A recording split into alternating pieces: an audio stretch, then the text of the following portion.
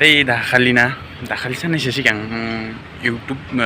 बड' इउटुबार मिटाप ना माबा माबि जादोंमोन आरोना अबेबा रङिया ना मायाव जोंखो बेवहाय माने आं बिसोरखौ बोरैबायसि नुदों माने खानसि लायै लायै माने ओंख्रि रानलायनाय रखमसो नुदों बिथांमोनखौ नोंथांमोना बुजियाखै जानो हागौ बुस्थुआ जाहैबाय बिदि माने बिसोरखौ आरोना बिनि भिडिअ बेखौ नुयो बिनि चेनेलावबो बेखौ नुयो माने बिनि भिडिअ बेखौ नुयो बिनि भिडिअ बेखौ नुयो माने गावबा गाव नुजालायनाय बे माने भिडिअ आरोना नुजालायनाय माने खांसि लानानै साबस्क्राइबारखौ माने आजावलायदों आंनो भट माने ओंख्रिखौ नोंनि ओंख्रिखौ आंनो एसे हरलाय नोंनि ओंख्रिखौ आंनो एसे हरलाय बेबायदिसो जादों सों बिसोरनालाय गजब बेइज्जती है आरो इउटुबनि एसे मटिभेसन होनो जुदि गोसोबा इउटुबनि दारैनो होनो हायो माने इउटुबनि भिडिअनि दारैनो माने फिसा इउटुबारफोरखौ होनो हायो आरोना दा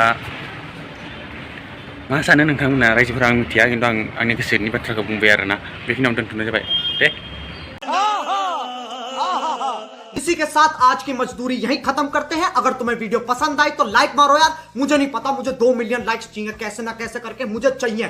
इतना जिला मैं कभी नहीं होऊंगा अपनी पूरी जिंदगी में जितना इसमें जिलाऊं, मुझे चाहिए ही चाहिए। तो लाइक मारो, और अगर तुम लोग नए हो तो सब्सक्राइब करो, वो जो लाल वाला बटन है उस पर फूट फेंक के मारो या फिर मोमबत्ती, मुझे नहीं पता, बस क्लिक हो जाना चाहिए। अब मैं भी जा रहा हूं, मुझे पैसों के पीछे भागना है। बाय।